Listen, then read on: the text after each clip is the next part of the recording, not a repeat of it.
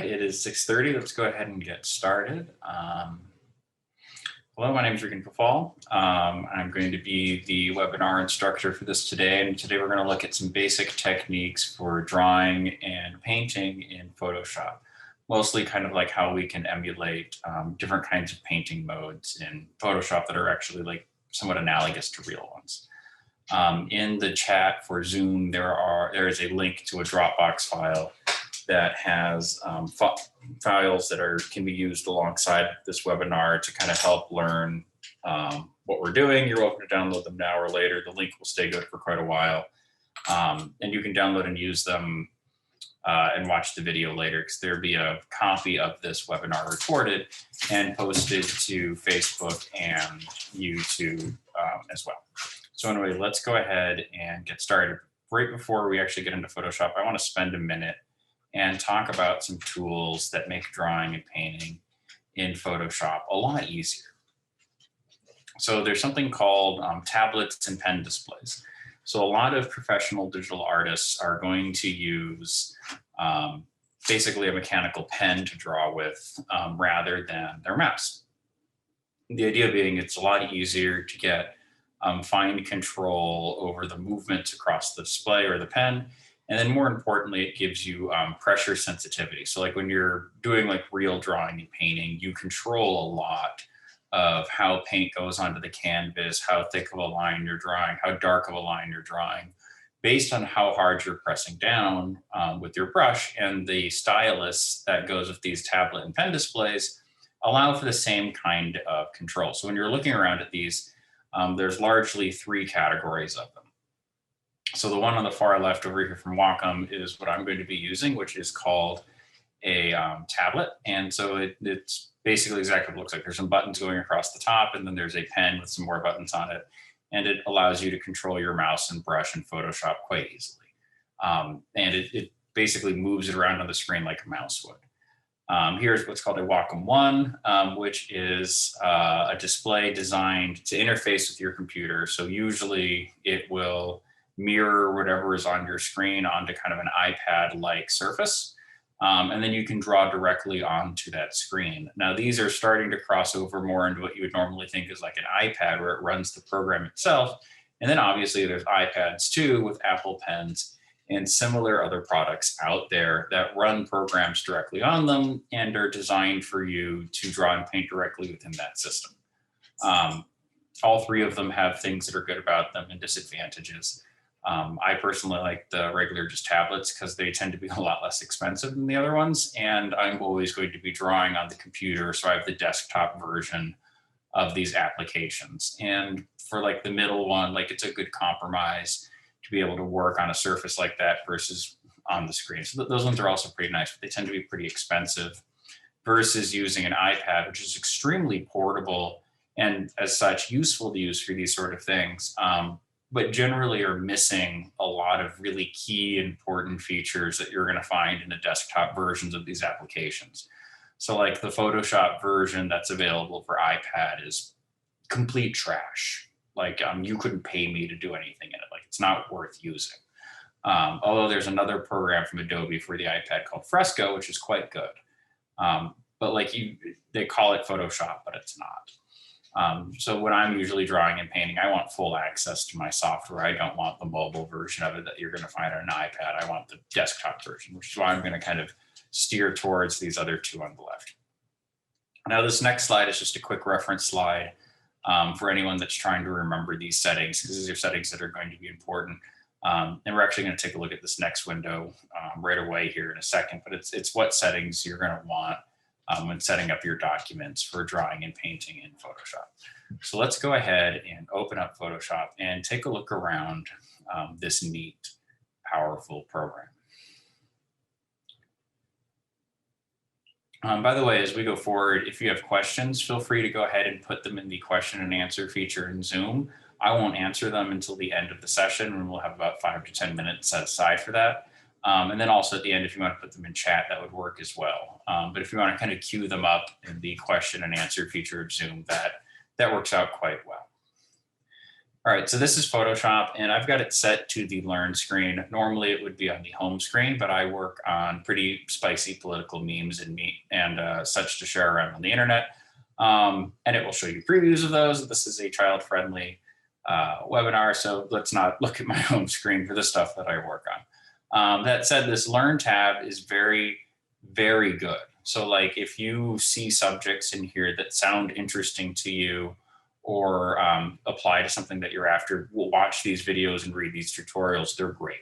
Adobe has figured out that one of the biggest barriers to entry to their software is just how difficult it is to use right off the bat. Like it's a steep learning curve. Once you get that learning curve in, you can hit the ground running. Also over here is this your work area where they're trying to really push this cloud feature stuff. It's their way of trying to milk more money out of you. It's useful in that you can access stuff everywhere, but it's also just like most people are only ever working on one machine. So like I wouldn't recommend the cloud stuff anyway. I'd use some a standalone service like Dropbox or something similar anyway. But it's there, and if you want to use their cloud service, there you go. You can always access the screen no matter what you're doing in Photoshop by clicking up here in the top left. So like if I click on that PS, it takes me to the main workspace for Photoshop. If I click on this home button up here at the top left, it'll take me back to this main screen. So at any point, you can always flip back and forth between these kind of two areas.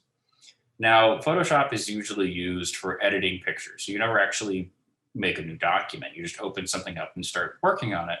But in our case, we're going to want to start from scratch. We're going to open up a blank document and paint in it. So to do that, I'm going to click on Create New, or I can hit Command if I'm on an Apple, or Control if I'm on a Windows computer, O, or go up, not O, N, Command N, or go up to File New to make a new document. So I'm going to go over here and click on Create New. We get a bunch of their presets right here. Some of these presets have extra things built into them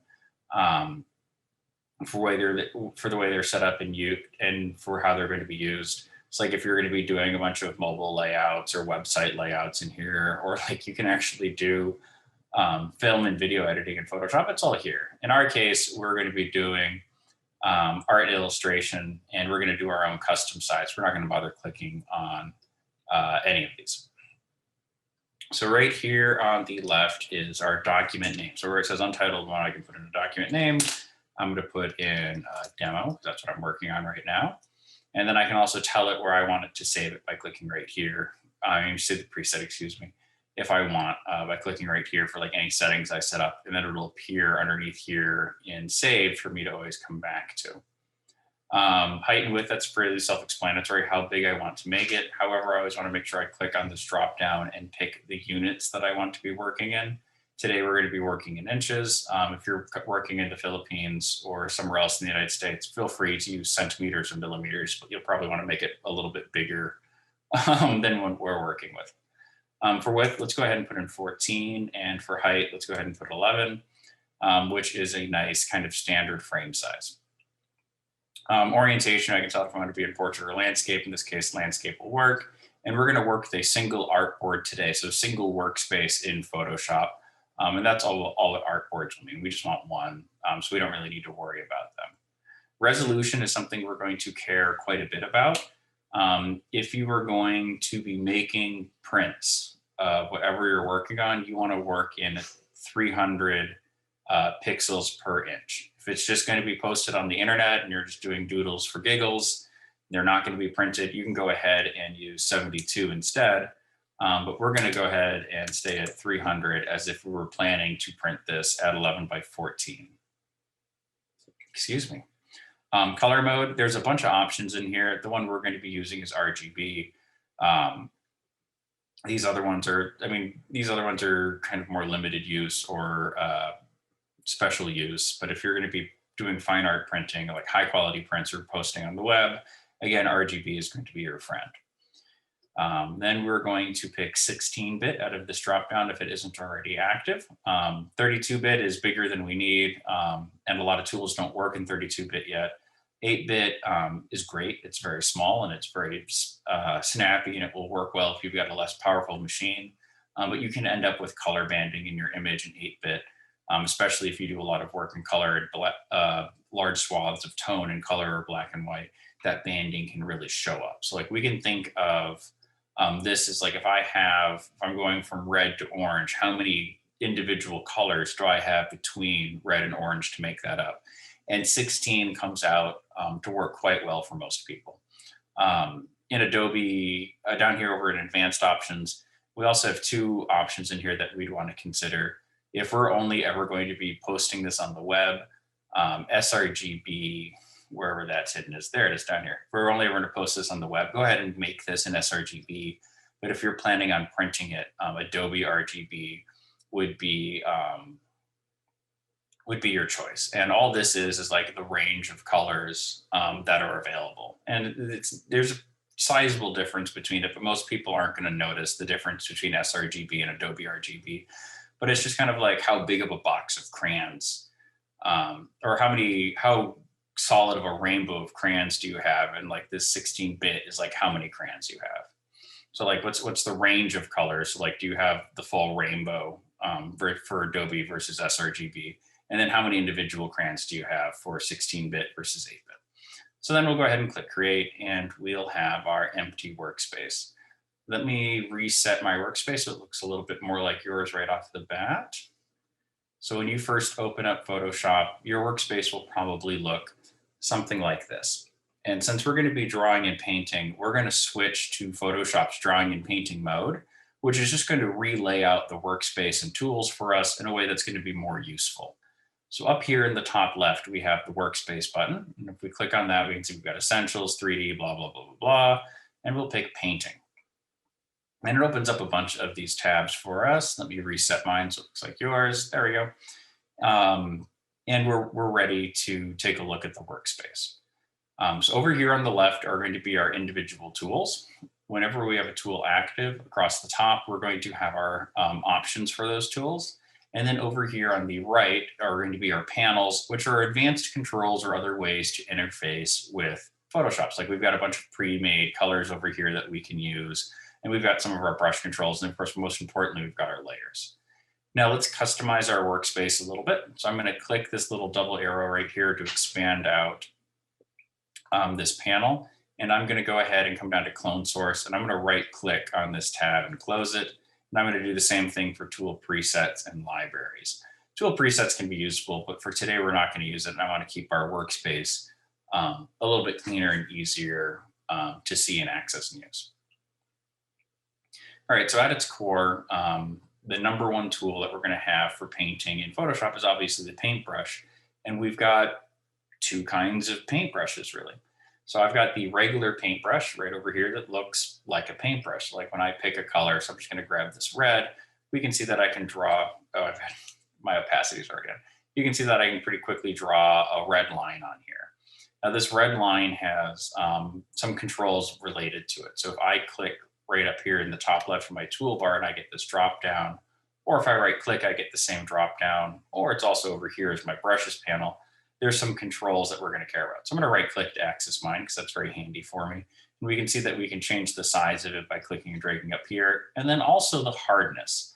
So the hardness is how hard the edge is. So like if I have, let's make this pretty big. If I have a hard circle at 100% versus a circle, of the same size, I didn't mean to make it smaller. I meant to reduce the hardness. You can see that we end up with a soft edge circle. So how hard of an edge it has. I'm going to turn my hardness back up.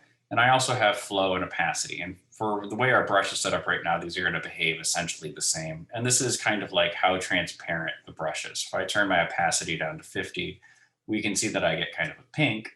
And if I change my color to blue and then paint over it, we can see that I get a light blue. And then it darkens into this kind of purple right here over the red. So this would be a really kind of primitive way to start mixing colors together to get somewhere. And you can see that as I overlay it, I get kind of that nice true blue there in the middle. I'm going to come in here on my history panel and kind of reset this back up to new or start, or click on demo would also put it back to the start.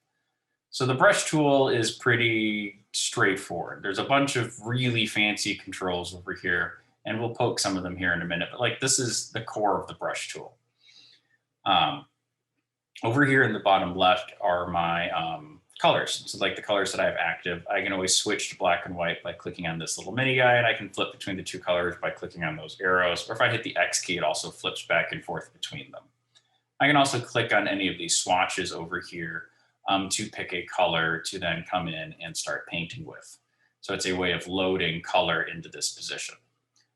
Similarly, if I double click on this square down here, I get the very powerful color picker tool that allows me to click anywhere in here and choose colors. And fairly usefully, I also can click between H, S, and B to change my colors. Like if I wanted to keep the same brightness and saturation, I can now just click and drag in here to change my color.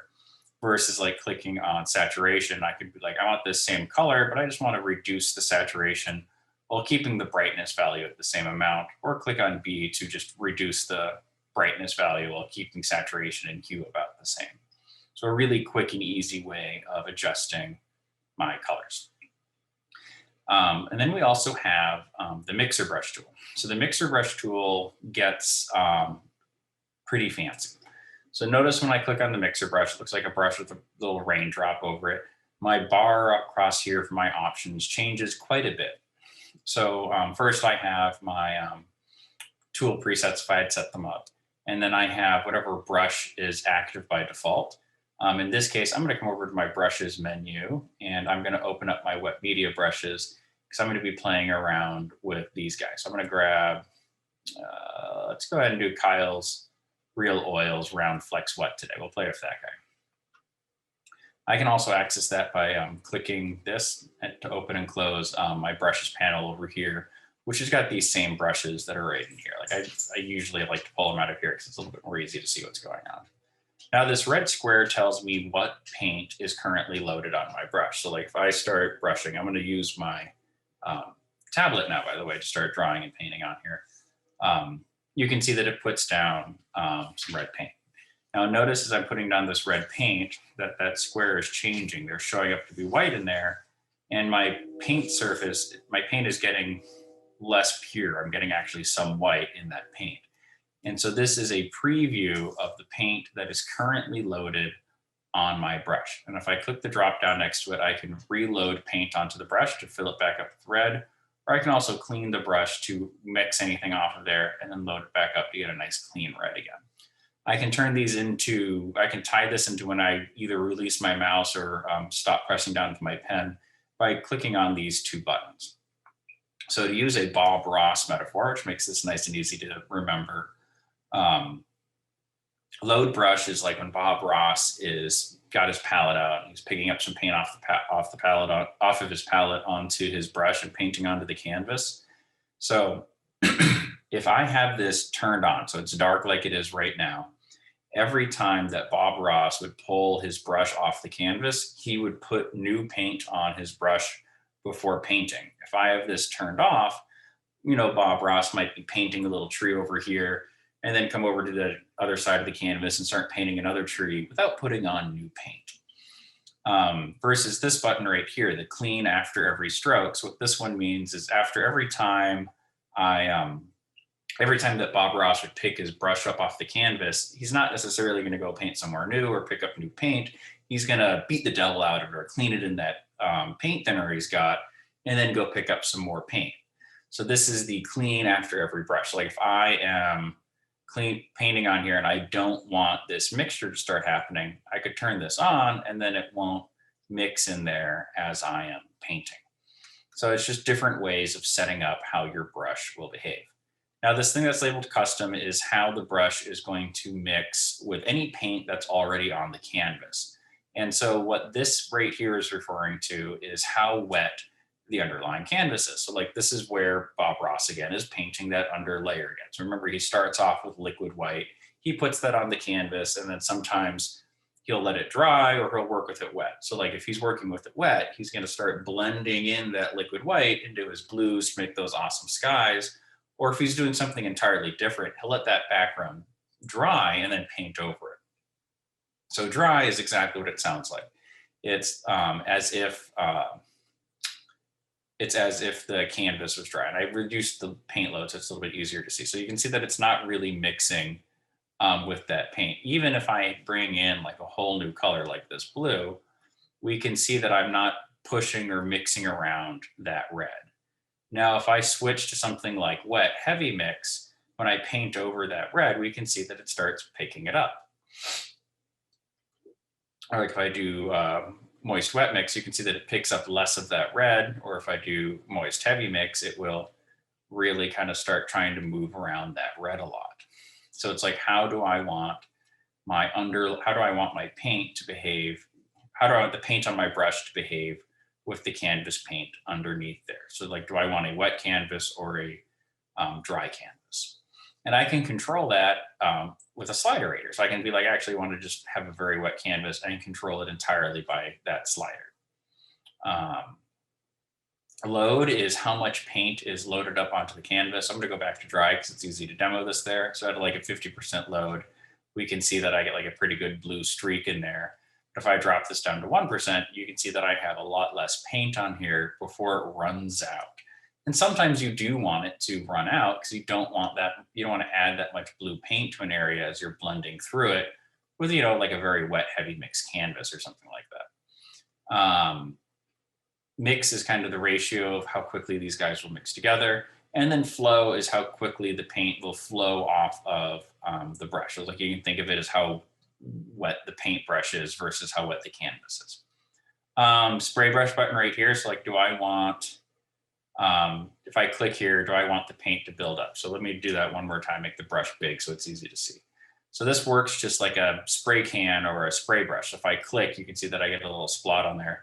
But if I come over and click and hold, you can see that it starts building up blue. So like, do I want it to behave like a spray can, or do I not want it to behave like a spray can where I'll have to kind of manually build up? I can't just click and hold and have it build up like that for me, if that makes sense. Laziness, this is very, very useful. So right now you can see that as I move this around, the paintbrush stays pretty up to date with the brush. But if I turn my laziness all the way up, we'll see that the brush starts really lagging, the stroke starts really lagging behind the brush. And by making it lag out that much, it makes it a lot easier to kind of smooth out my strokes. And you can dial this back and forth to wherever you want it. We're not going to worry about the stuff in here in the gears, and we're not going to worry about this angle thing yet. But we are going to worry about sample all layers. So far, we've only worked on a single layer, and that's why you can see that it's picking up this white. Now, suppose I wanted to, work with red and blue together, but I didn't want to pick up this white.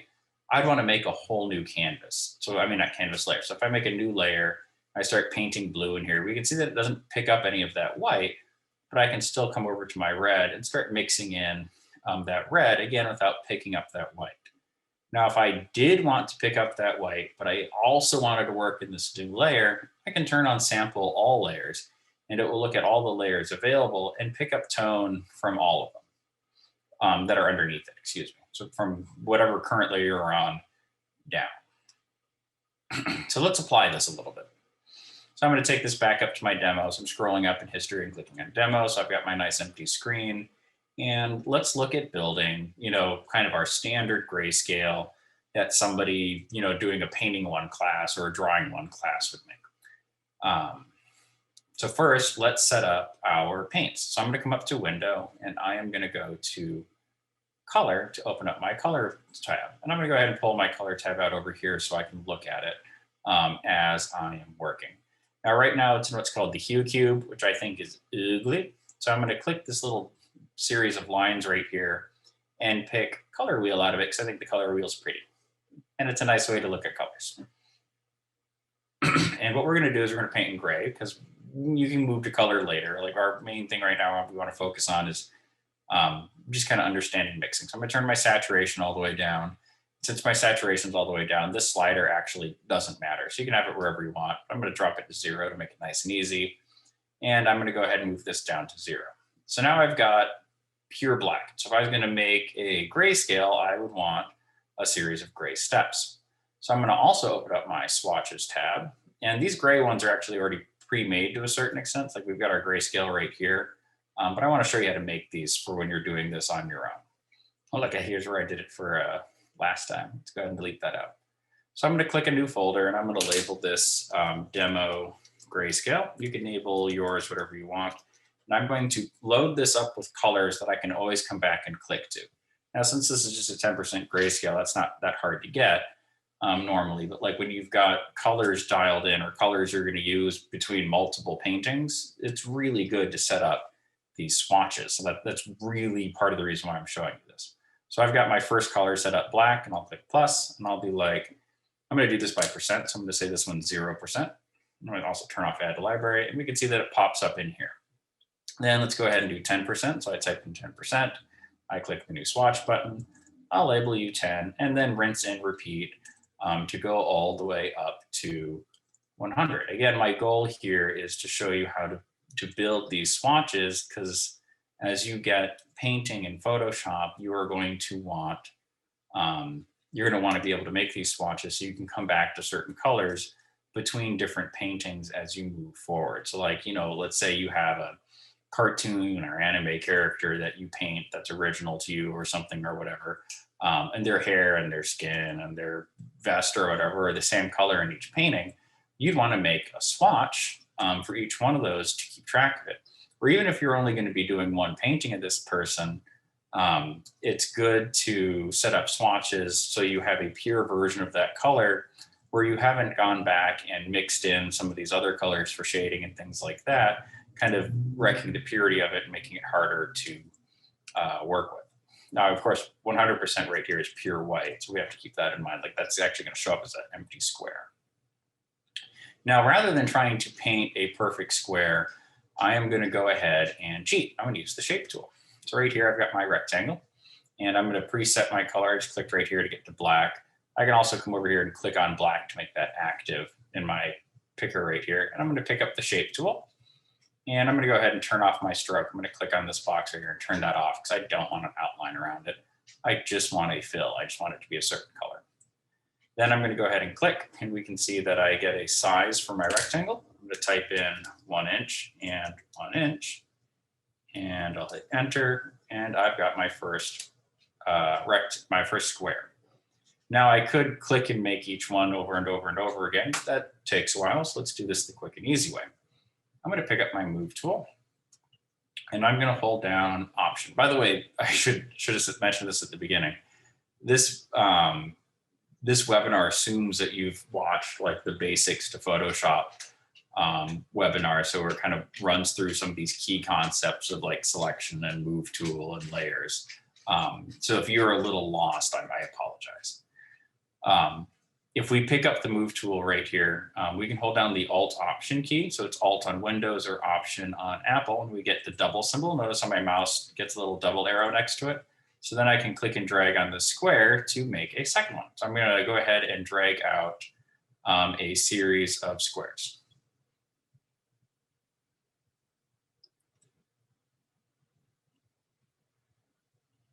How many is that? 1, 2, 3, 4, 5, 6, 7, 8, 9, 10, 11. And then I'm going to make all of them active over here in layers.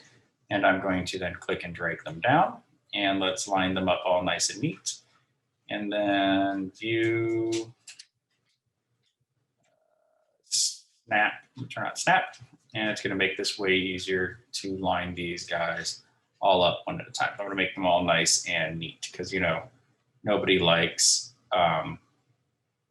a sloppy square lineup. You just saw me there click on auto select, and that way when I click on an object, it'll be like, oh, I want you to move that one. The program will be like, yeah, that is the one I want you to move. So let's drop you there. Doesn't have to be perfect for this. We'll just get it all in place so we can look at what's going on. Then I'm going to go through and I'm going to assign my colors. So this first one's black. All right, I'll click on the second one. I'll click on 10%. You can see it goes up in value a little bit. And I'm going to rinse and repeat to quickly assign those colors that I just applied to those squares to paint them out. And just like that, we have our standard grayscale, like what we would make in any drawing and painting class. Let's neaten this up a little bit. So I've got this top one active over here in layers. I'm going to scroll down and shift click on the bottom one, rectangle one. I'm going to right click in this space or on the layer. If I right click on the layer preview, this won't work. I'm going to right click and I'm going to pick rasterized layers. So there are no longer shapes. I can't do that click and color change thing. And I'm going to right click on it again and do merge selected layers, and it's going to turn it into a single object for me. Neat. So let's take a look at building a gradient scale. So theoretically, I could always just do this with the gradient tool, but this will be really good practice for selecting colors and practicing our layer masking and things like that. So I'm going to go ahead and make a new layer above, I'm going to label this one squares, above my squares layer. So I'm going to click my new layer button, and let's go ahead and label you gradient.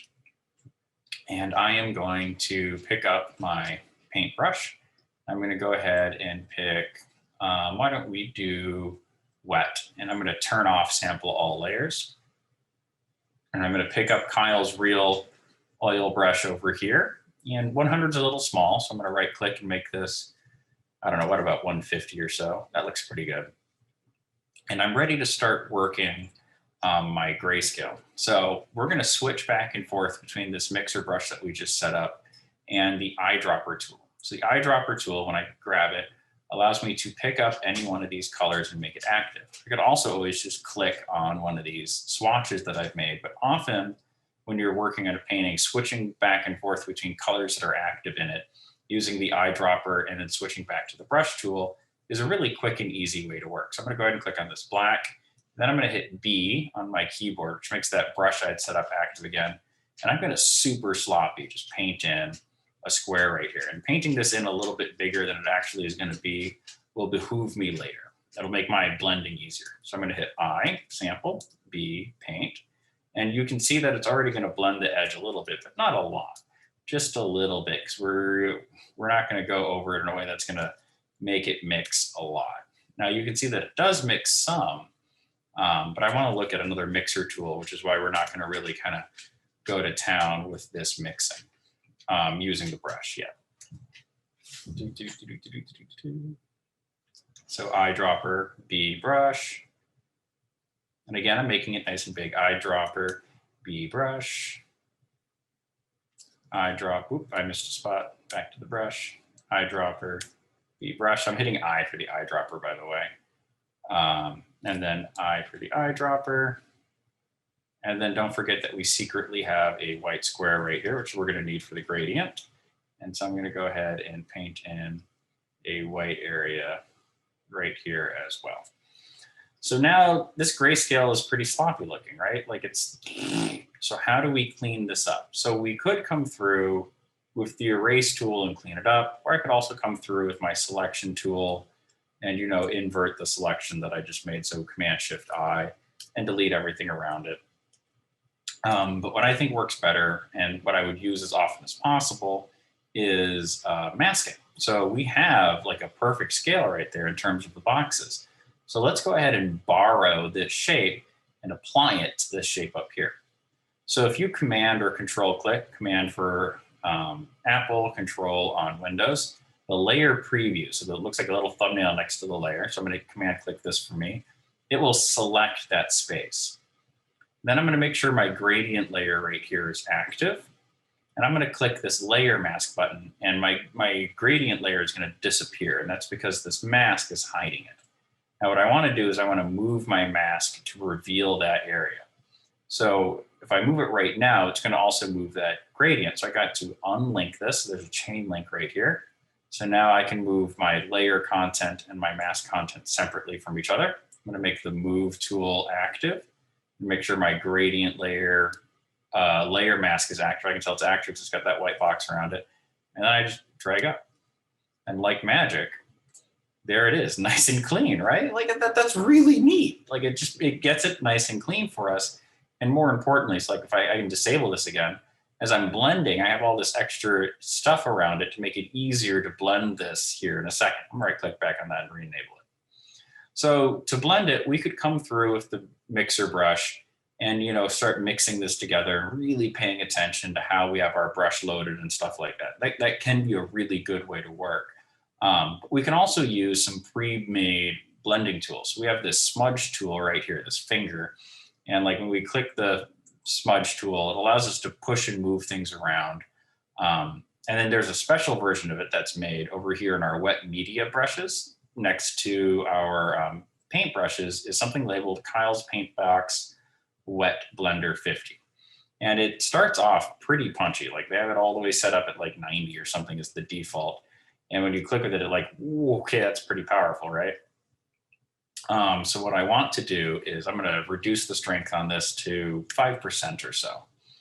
Then I'm gonna make sure my layer is active, not my layer mask. So layer active, layer mask active, layer active. And then a little bit smaller than that, that's pretty big. Why don't we try actually 150 or so? Yeah, that looks good. And we can just start painting over these seams. And just like magic, if you have everything dialed in well when you're doing these paintings, it will do, again, a huge amount of this work for you. You can see that I'm picking up a little bit of white where I didn't quite paint out far enough in this demo from that surrounding area, but we get a pretty tolerable grayscale that quick and easy with blending. And it looks painterly in this case. It doesn't have that kind of same effect that using the gradient tool would have. So like just for comparison's sake, so like the gradient tool would make something that looks like this. And so like, yeah, it's a perfect gradient, but like it doesn't feel painterly. This feels, more like a painting. So that's one of the advantages of doing it this way. All right, let's hide that layer. So how do we apply this to actually a painting? Because like we've made some shapes. Ooh. So like how can we use these same concepts to do a real painting? So I'm going to bring in a reference image and then I'm going to paint it. So I'm going to come up to File and I am going to go to Place to Embedded. And I'll need to navigate to wherever my workshop files are. See painting in Photoshop, reference 1, I'll click OK. And I've got my handy dandy demo sphere. Like I use this in the class that I teach on how to paint in Photoshop in real school. And I also use this photo in my actual drawing and painting classes because it's a really nice sphere. There's some stuff that we don't have time to get into it about how light renders across it. But that's something that's really good that you'll get in a proper like graphite traditional drawing class. So if we look at this drawing, it's really made up of 3 to 4 key areas. We have this black background. We have this table with our shadow and highlight on it. We have our sphere. And when you're painting this, it can be sometimes easier to separate out this shadow into its own layer, but that's up to you. So what we really need is 3 layers, one for this background, one for this table, and one for this ball. And if you want, one for the shadow. So to make these, I'm actually going to start with that shape tool again. So I'm going to make the shape tool active, and I am just going to click. And what was it? I want like a 11-inch by 6-inch box. Let me move my reference down so we can see what we're doing. There we go. So now we have a nice, attractive box. And let's get it centered in here. And where's the center button? There we go. And there you go. There we have our background. So that was quick and easy. What about this table though? So this is where I'm going to need to make a new layer. So let's go ahead and label a rectangle 1, I don't know, wall or whatever. And I'm going to click the new layer button and I'll be like, table, please. Now I already have the space for the table defined right here. So I'm going to use that same command click trick to make my selection, to make a mask, to make that table.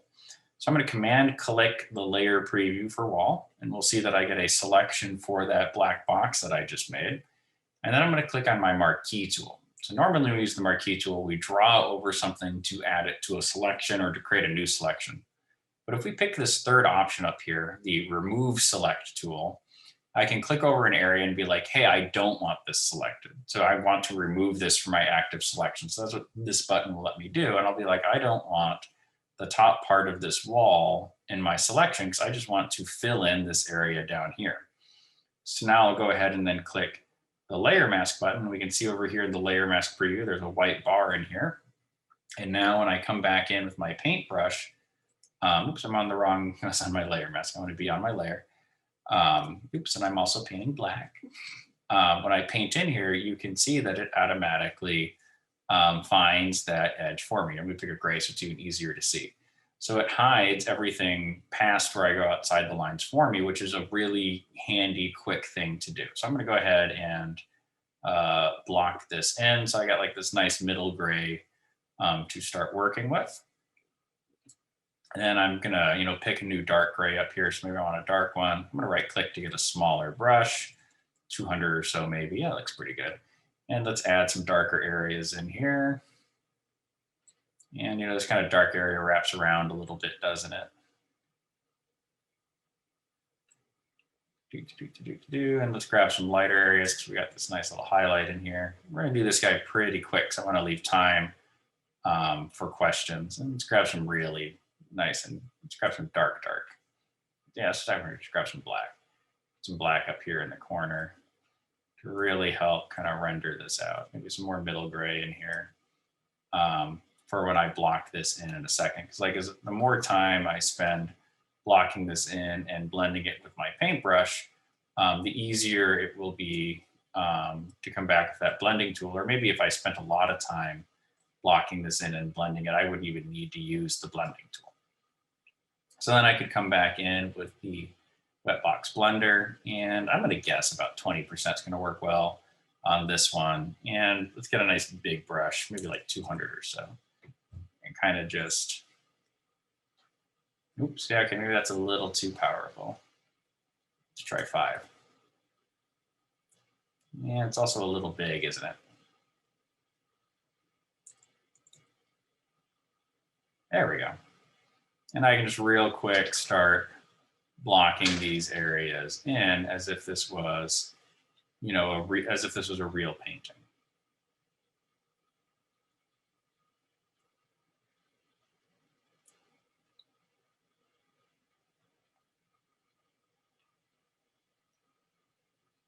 Anyway, we're doing this fast because like you guys have other things to do than watch me paint. And then I want to leave time for questions. So now what about this sphere? So it's going to be the same game. I'm going to make a new layer. I'll label you sphere. And I'm going to do a selection again. So I'm going to click and hold on my marquee tool. And I'm going to get my elliptical marquee tool, my circle one. And I'm going to click roughly center in this space. And we can see, oh no, it's drawing from the corner and it's not staying a circle. So while I'm clicking and dragging with my mouse, I'm going to hold down the Alt or Option key, and that will draw it from the center, which makes it a lot easier to control. And then if I hold the Shift key, now it keeps it a perfect circle for me, which is really handy. So right now I'm holding down the Alt or Option key, depending on your operating system, the Shift key, and my mouse key. Now I'm going to add the space bar to that. I'm going to move my selection a little bit better to match that highlight. And then I'm going to release my mouse. Now I've got my sphere. I'm going to click the layer mask button. You can see that I've got a nice white sphere here in my layer mask. Make my layer active again.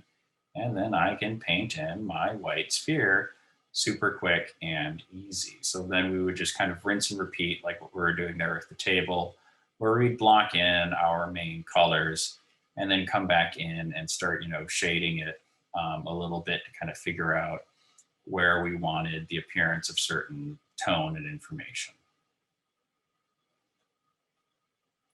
Get you a little bit smaller in there.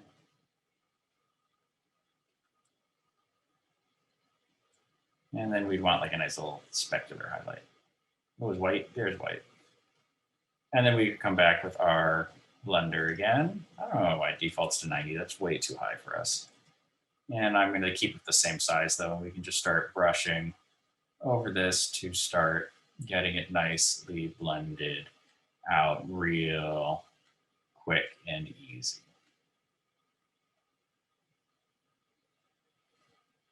And then we end up with, again, I'm not going to spend all day on this. I want to have time for questions at the end. But you get the concept where we can really start blending these guys out, something fast and fierce using these tools. Also notice, and this is something from actual drawing, is that I'm following the shape of the tool as I'm blending. That'll make things come out a little bit more realistic as you are working on something. If you follow its cross contour. All right, so how do I get this out of Photoshop?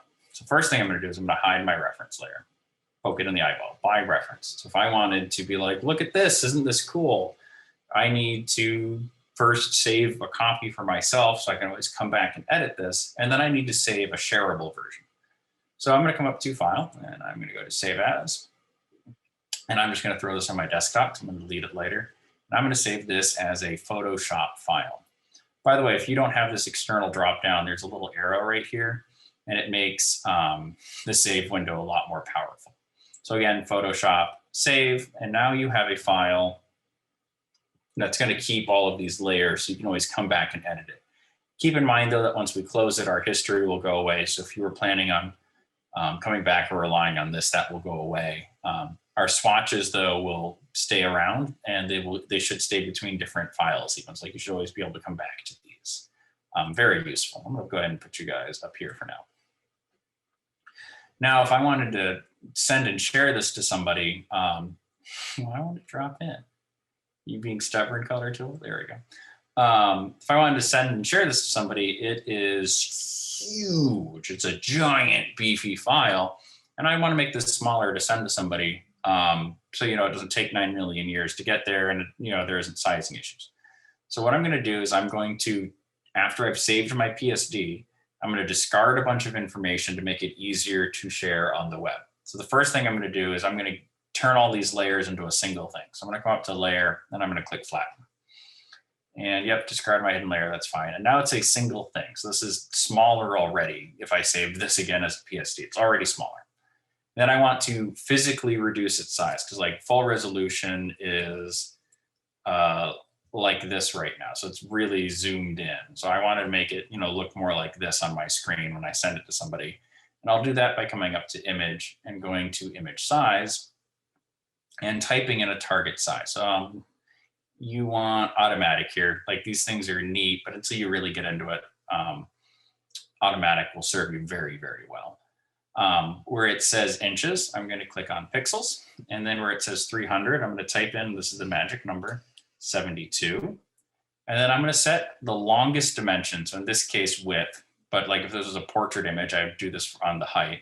Anywhere between 900 or 1200 pixels. Those are two really good sizes for the long dimension of the image for sharing on the internet. 1200 and 900 are very good. They're large enough that people can see it. They're small enough that it's hard for people to steal. So like at 900 pixels, it's going to be hard for somebody to, like take your digital painting portrait or whatever and print it off meaningfully. It's going to be all pixelated and gross if they try to do it. So I'm going to go ahead and do 1200 and I'll click OK. Now the image is this big. Yay, nice and easy. I've got a big screen, by the way. So that might kind of change how it looks on yours if you had this actual image. And now I need to save it as a JPEG. So I'm going to come up to File and I'm going to go to Save As again. And in Save As, I'm going to pick JPEG from the dropdown. I'll change the name to whatever I want and click Save. And you'll get this thing and it defaults to like 8. Since we made it smaller in file dimensions, there's no reason to go to 8. Just put in 12 and don't care about these file format options. They're not going to be meaningful for us right now. And we'll click OK. And now you have a JPEG that you can send and share with people on the internet. Blah, blah, blah, blah, blah. All right, do we have any questions? I see that we've got one in there already. But if you have more, this is your chance to start asking. And this is going to take me a hot second to get into because I have my high resolution set up and it messes up. It really messes up Zoom for some reason. There we go. How much is that device for use for Photoshop? I'm assuming you're referring to the tablets and Surfaces, Angela. Inexpensive tablets start at $50. There's a small one from a company called Wacom, spelled W-A-C-O-M, and they're an extremely reputable brand. And they sell a small Wacom for, I think it's 70 or 80 bucks right now. And that is a fantastic starter one, a little bit more on the expensive side. You can also get Cintiqs and other brands like that that are significantly less expensive. But a lot of them are, you know, kind of your run-of-the-mill Chinese companies, and some of those companies are really good and some of them aren't so great. One of the nice things about Wacom is that their support is fabulous. So when your tablet doesn't want to play nice with your computer, you can just ask them to walk you through fixing it, and they are really, really good about it. They're really good about walking you through those problems. So again, Wacom, WACOM, and you can go through the various ones they've got on there. They should start at like 70 or 80 bucks. It also comes with a bunch of free software that's pretty neat. Question and answers. Do you have the question and answers problem? It's panelists. What software app is this? This is the program Adobe Photoshop, and we've got it set to drawing and painting mode. So we've got about 10 minutes left. I'm going to continue to show tools unless I see some more questions appear in chat or in question and answer. So let's take a look at some more stuff that we can do in this. I'm going to back up a little bit, back before I flatten my image so I have all my layers again. And I'm going to zoom out so I can see what I'm doing. Well, that did a weird stretch thing, didn't it? I don't know if that's just on my screen. If you are not from the US, do they have a Japanese website that you can use? For Wacom, probably. You just have to click to wherever it is in Japanese. Yeah, I mean, they're a big multinational company. And like, for context, when I was in high school back in like, what was that, 2006 is when I bought my first Wacom. So they've been around the block for quite a long time and they make good products. All right, so a tool that we didn't look at is the erase tool. So the pen tool and the brush tool and everything and the mixer brush tool apply tone to our surface, right? They put stuff down, yay. Now, if I wanted to remove, how do I remove? The erase tool. So the erase tool is right here. It looks like a plastic eraser. And it's gonna have all of the same powers and controls as the brush tool does. Like any brush that you have that isn't some crazy fancy thing can behave like, can be used in the eraser. So like the same size and opacity tricks are all still there. And it makes it pretty quick and easy to change and remove features about this. So let's say I really just wanted to like nuke that area on my sphere. I can erase that and then come back through with my pen, with my brush tool and start reapplying tone there for blending again. Like if I just really didn't like that blending. Another way that I can kind of start blending these things is that opacity thing that we were talking about at the start. So like if I come here to real oils, and I am going to turn off load brush. Excuse me, where is it? I want load brush off and I want to clean my brush. So it's empty right now. And I can just start picking up a tone from here. Ooh, it loaded my brush. Clean brush, please.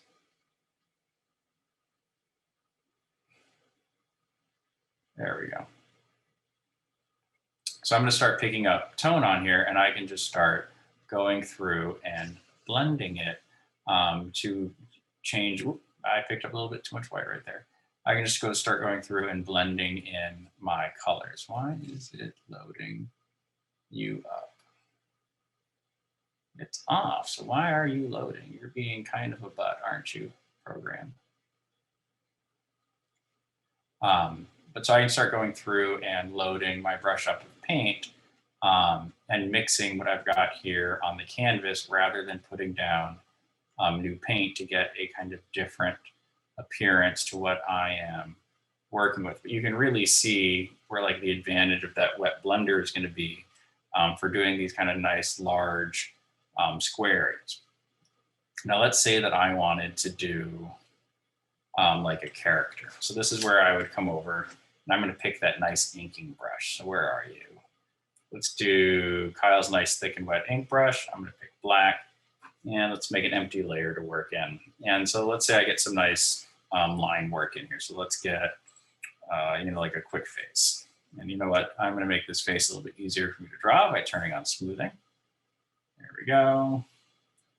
And let's give it a little bit of an eye, a bit of a schnozzle, some nice lips, and eyeball in here. And turn down that smoothing. It's making it a little hard to draw that eye. And so, like we get, a nice little figure in here.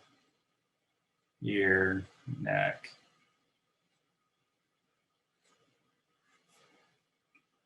Now, when I come through and start coloring this, rather than coloring on this same layer, I'm going to make a new layer, and I'm going to drag it below my lines. And when I get a nice creamy skin tone in here, I can, let's get you nice and big, I can put that underneath my lines, making my life way easier. Now, let's say that I, accidentally go past my lines. This is where I would come back through the erase tool and remove that extra information brush. There we go. So it just is a nice, really quick and easy way to start applying brush. Now, let's say I didn't want to figure out what tone I was going to make the highlights on here. Another way that I can do that is I can I can just get to a brighter color, like a white, a yellowish white. So we'll add yellow and we'll add brightness. We've got a yellowish white, and I'm going to turn down my opacity. They're not that far, and I can brush over with this lighter brush, and now I can start building up highlights on here to show my shading and rendering on this face by taking advantage of that transparency. So like if I hadn't turned down the opacity I was painting on here, it's woof. And we can see that it ends up being much, much, much too powerful. All right, so we're about out of time. I hope today has been useful for you guys. We'll be doing these, it's tripping over my mouth right now. We do these kind of exercises either in Photoshop or other Adobe programs or similar things every week. So go ahead and tune in to the website for DoSpace and see what we're offering each week if you thought today was helpful. And again, you're welcome to download the files from today and review them and come back to this video for the webinar at any point that you want to practice some of these techniques for your own use. So have a good night, everyone, and I hope to see you all in the future.